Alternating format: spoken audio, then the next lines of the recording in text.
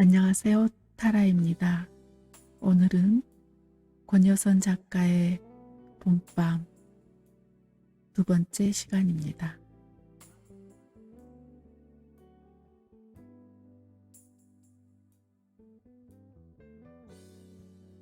요양원은 본관 건물과 별채 건물 두 동으로 이루어져 있었다. 웅장하고 규모가 큰 본관 건물에는 입원 병실과 언제 입원할지 모르는 중증 환자들의 숙소가 있었고, 펜션처럼 보이는 별채 두 동에는 요양원 직원과 일반 요양인들의 숙소와 휴게실, 운동시설 등이 있었다. 널찍한 주차장 한편에는 응급 환자들을 수송하기 위한 앰뷸런스 2대가 주차되어 있고, 정문 쪽으로는 아담한 정원이, 본관 건물을 감싼 뒷산 쪽으로는 조경이 잘 된 산책로가 있었다. 젊은 청년이 수안의 휠체어를 밀고 와 본관 현관에 세워놓은 후 영경에게 말했다. 자리 비켜줄게 아줌마. 고맙다 종우야. 종우는 영경이 외출할 때마다 수안을 돌봐주는 단골 간병인이었다.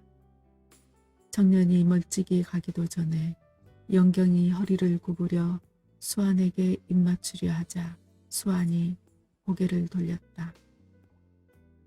뭐야, 마음이 식은 거야? 영경이 장난스럽게 물었다. 아니, 입냄새 때문에 그래. 수안이 입을 가리며 말했다. 그게 뭐 어때서? 입이 말라서 그런 건데.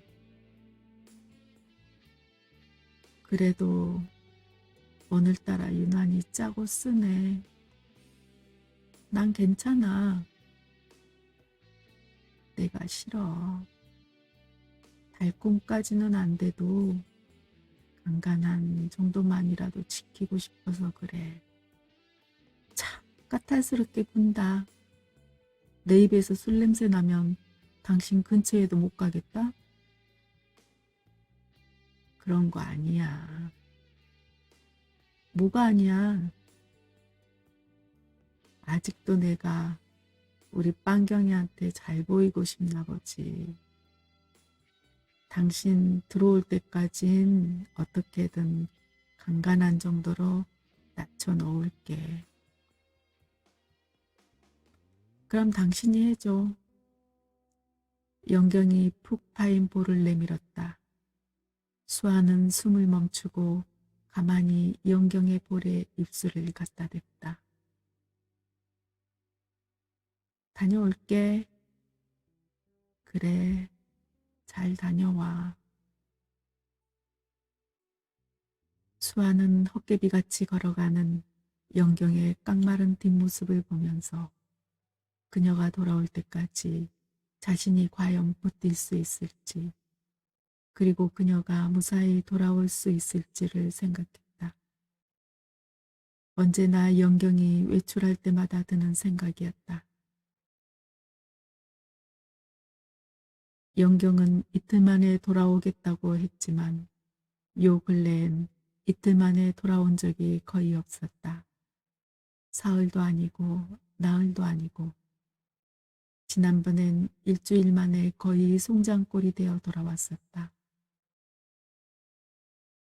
수아는 어쩌면 이게 정말 마지막일지 모른다는 생각을 했지만 합병증인 쇼그렌 증후군으로 림프선이 말라붙어 눈물은 나지 않았다. 종우가 다가와 휠체어 손잡이를 잡으며 물었다. 들어갈래요, 아저씨? 조금만 더 있다 들어가자. 그래요.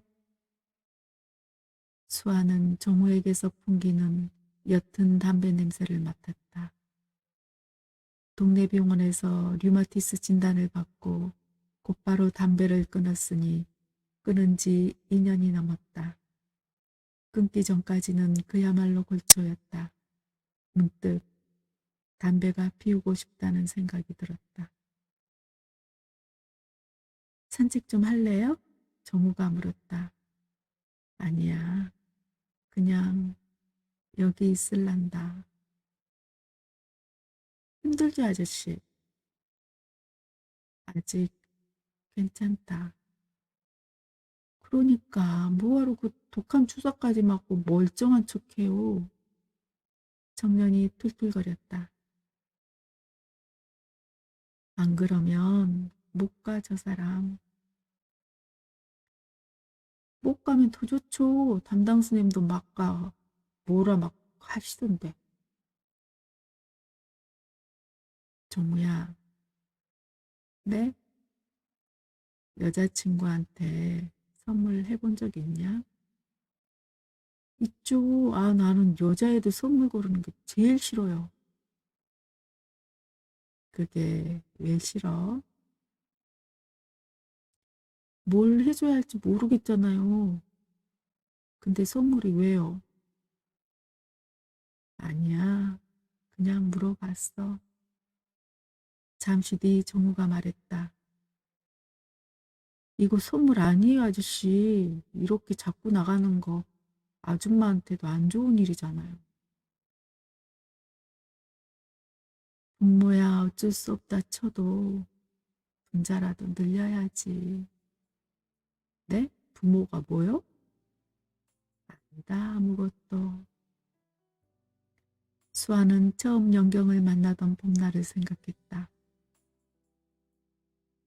웨딩홀에서 사람들에 섞여 있을 때부터 그는 영경을 주목하고 있었다.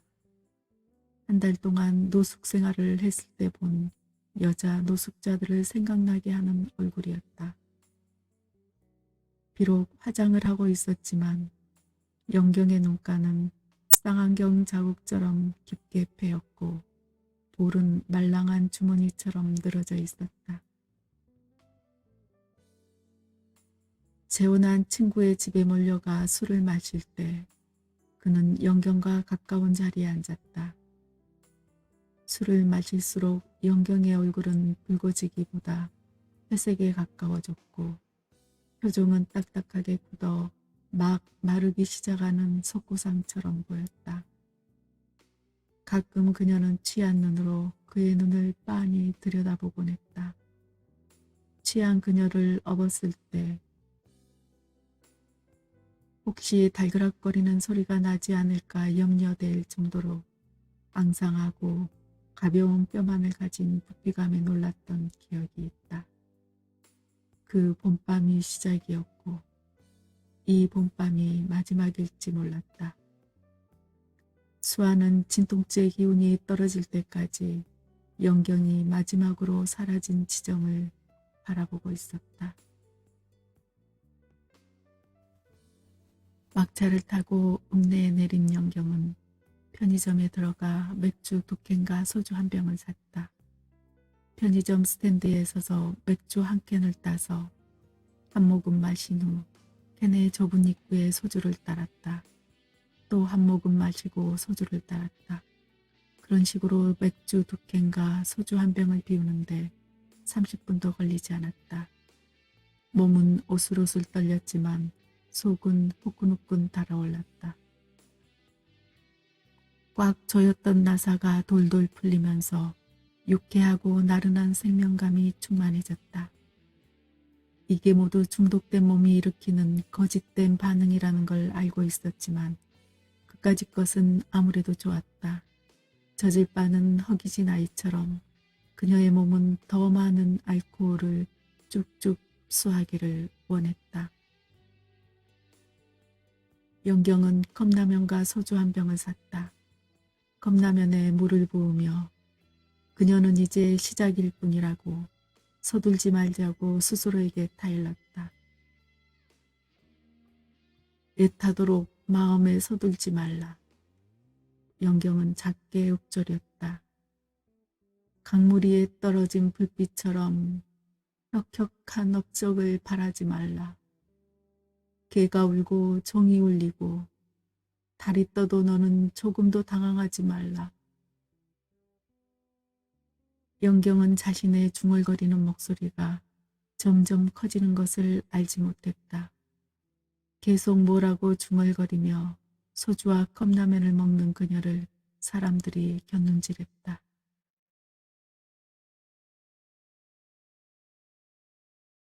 영경은 컵라면과 소주 한 병을 비우고 과자 한 봉지와 페트 소주와 생수를 사가지고 편의점을 나왔다. 눈을 뜨지 않은 땅속의 벌레같이. 영경은 큰 소리로 외치며 걸었다. 아둔하고 가난한 마음은 서둘지 말라. 애타도록 마음에 서둘지 말라. 영경은 작은 모텔 입구에 멈춰섰다. 절제여, 나의 귀여운 아들이여. 오, 나의 영감이여. 갑자기 수환이 보고 싶었다. 오후에 면회를 놓은 영성과 영미 생각도 났다. 그 아이가 살아있다면 하고 생각하다 영경은 고개를 흔들었다. 촛불 모양의 흰 봉오리를 매단 목련나무 아래에서 그녀는 소리내어 울었다. 울면서도 자신이 슬퍼서 우는 게 아니라 감정 조절 장애 때문에 우는 것이라고 생각했다. 의사는 그녀의 모든 신체적, 감정적 반응들이 거짓이라고 했다. 그럴지도 모른다고 그녀는 생각했다. 모텔방에 들어가자마자 수환에게 전화를 하고 언니들에게도 전화를 해야겠다고 생각했다. 딱 오늘 하룻밤만 마시고 요양원으로 돌아가야겠다고 생각했다. 그녀는 그렇게 할 수 있고 마땅히 그렇게 할 것이었다. 성마른 몸에 취한 피가 돌면서 그녀의 눈에 모든 것이 아주 단순하고 명료해 보였다. 손도 떨리지 않고 금세라도 깊이 잠들 수 있을 것 같았다. 영경은 모텔 현관 계단을 올라가며 시의 마지막 부분을 또박또박 반복했다. 절제여, 나의 귀여운 아들이여. 오오, 나의 영감이여.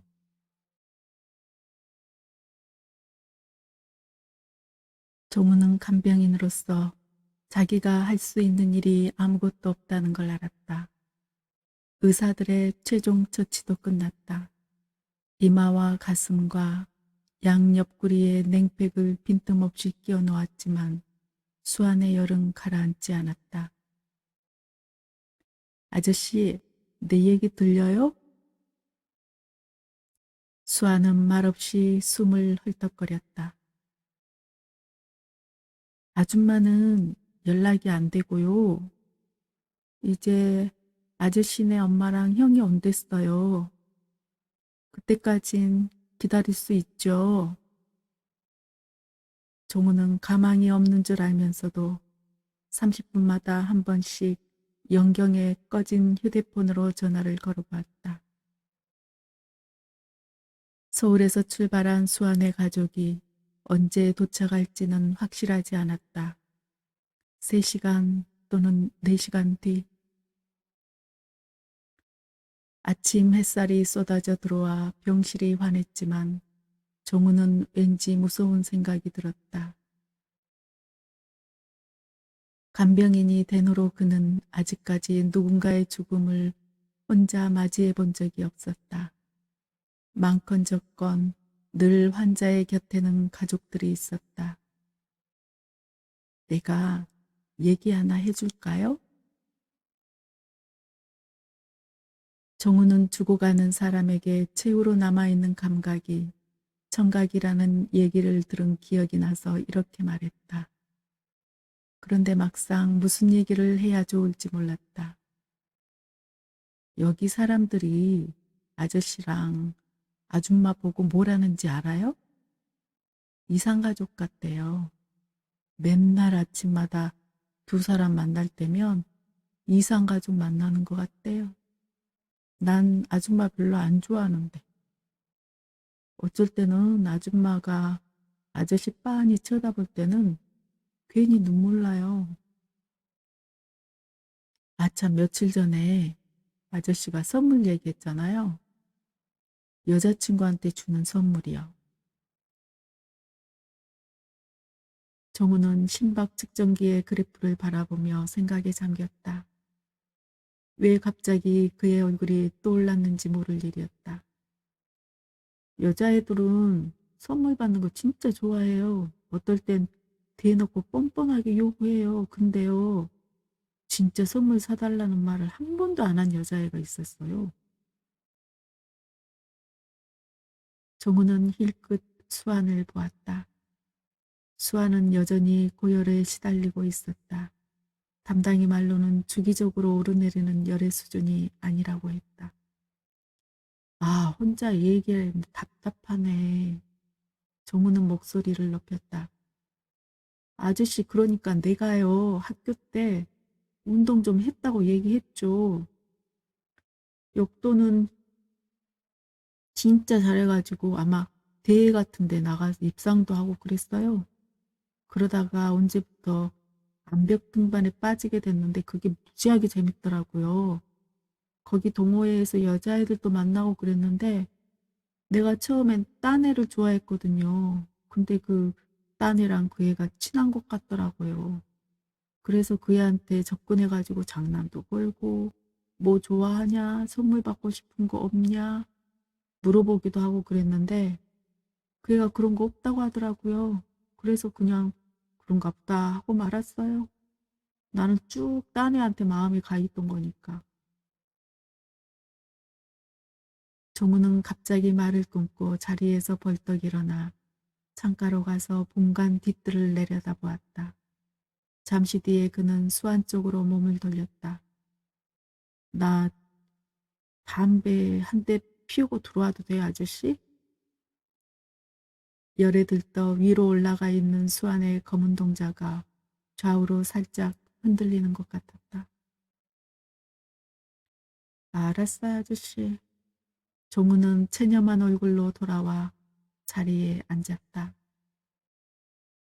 얘기를 계속하면요. 그 딴 애가 갑자기 나한테 관심을 보이기 시작한 거예요. 내가 자기를 안 좋아하고 그 애를 좋아하는 줄 안 거죠. 근데 왜 그랬는지 모르겠는데 내가 그렇다고 해버렸어요. 그래서 나 소연이 좋아한다. 어쩔래? 그런 거죠. 그러고 나니까 웃긴 게 얘가 은근히 달라붙더라고요. 여기서 얘는 소연이가 아니고 딴애. 은경이 말이에요. 아씨, 내가 왜 이런 얘기를 하고 있지? 정우는 손을 우두거리며 잠시 멍한 상태로 앉아 있었다. 열린 문틈으로 늙은 간호사가 지나가는 게 보였다. 요양원 사람들은 입주자들뿐 아니라 의사와 간호사, 직원들까지도 모두 늙었다. 힘을 써야 하는 몇몇 간병인들만이 젊었다. 정우는 자신이 언제까지 이곳에 있을 수 있을까 생각했다. 그러니까 내가 그때 바로 은경이랑 사귀었으면 됐을 건데 왜 그랬는지 모르겠는데 계속 소윤이한테 잘해주고 좋아하는 척하고 그런 거예요. 은경이가 몸이 달아서 어쩔 줄 몰라 하는 게 재밌었던 거죠. 소윤이 생각은 하나도 안 하고 진짜 안 했어요. 그의 생각은. 나 못됐죠. 정우는 문득 생각난 듯 휴대폰을 꺼내 전화를 걸었다. 이 아줌마 진짜 못됐다. 그리고 수완을 힐끗 보고 고개를 끄덕였다. 알았어, 알았어. 아줌마 욕 안 할게요. 근데 이상한 거 하나 있어요. 내가 왜 이런 얘기를 하냐 하면요. 아줌마 우는 거 보면 자꾸 소연이 생각이 나요. 정우는 심박 측정기에서 나는 기계음에 귀를 기울이며 누군가 지금 자기 곁에 있어 주었으면 좋겠다고 생각했다. 그게 소연이었으면 어떨까 하고도 생각했다. 내가 은경이랑 사귀기로 하고 소연이한테 헤어지자고 얘기했을 때 와 나 진짜 쫄았거든요. 소연이 걔가 막 울고불고 할 줄 알았는데 전혀 울지를 않더라고요. 눈은 막 울 것 같은데 끝까지 울지를 않더라고요. 그냥 알았다고 헤어지자고 그러는데 혹시 얘가 그동안 내 마음을 다 알고 있었나 싶어서 겁나기도 하고 또 징징거리지 않아서 잘 됐다 싶기도 하고 아무튼 이상했어요. 집에 간다길래 택시 잡아주려고 서 있는데 갑자기 얘가 코피를 쏟는 거예요. 난 세상에 그렇게 무섭게 코피 쏟는 거는 처음 봤어요. 그 밤중에. 아무 짓도 안 했는데 코피가 그냥. 정우는 말을 멈췄다. 수아의 숨소리가 급격히 가빠졌다. 가라앉았다. 코피가 그냥. 수아의 목에서 꺽 하는 소리가 났다. 코피가. 심박 측정기의 그래프가 일직선으로 내려앉으며 기계음이 길게 울렸다. 아저씨. 정우는 몇 초 동안 기다렸다. 아저씨 이러지 마. 정우가 빽 소리치며 비상벨을 눌렀다. 아줌마는 어쩔 거야 이제.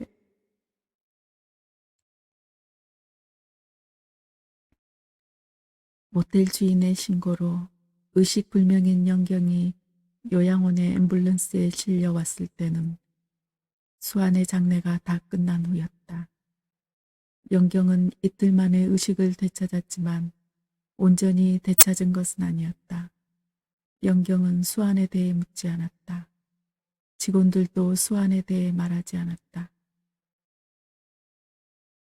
담당이가 영경을 상담한 후 화난 얼굴로 전화를 거는 것을 간호사 몇 명이 보았다. 다음 날 영성과 영미가 요양원으로 찾아왔지만 영경은 그들조차 알아보지 못했다. 법적 대리인이자 보호자가 된 영성과 영미의 동의로 영경은 알코올성 치매로 인한 금치산 상태에 놓였다. 그 이후로 영경은 잦은 경련과 발작 등 지독한 금단 증상에 시달렸지만 다행히 그녀의 몸은 어려운 고비를 잘 견뎌냈다. 몸이 어느 정도 회복된 후에도 영경은 여전히 수아의 존재를 기억해내지 못했다.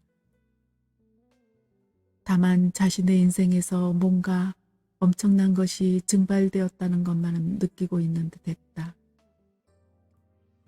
영경은 계속 뭔가를 찾아 두리번거렸고 다른 환자들의 병실 문을 함부로 열고 돌아다녔다. 요양원 사람들은 수환이 죽었을 때 자신들이 연락두절인 영경에게 품었던 단단한 저기가 푹 끓인 무처럼 물러져 깊은 동정과 연민으로 바뀐 것을 느꼈다. 영경의 온전치 못한 정신이 수환을 보낼 때까지 죽을 힘을 다해 견뎠다는 것을, 그리고 수환이 떠난 후에야 비로소 안심하고 죽어버렸다는 것을 늙은 그들은 본능적으로 알았다. 가끔 영경의 눈앞엔 조숙한 소년 같기도 하고 쫓기는 짐승 같기도 한 놀란 듯 하면서도 긴장된 두 개의 눈동자가 떠오르곤 했는데 그럴 때면 정우가 대체 무슨 일이냐고 왜 그러느냐고 거듭 묻는데도 영경은 오랜 시간 울기만 했다. 권여선의 봄밤이었습니다.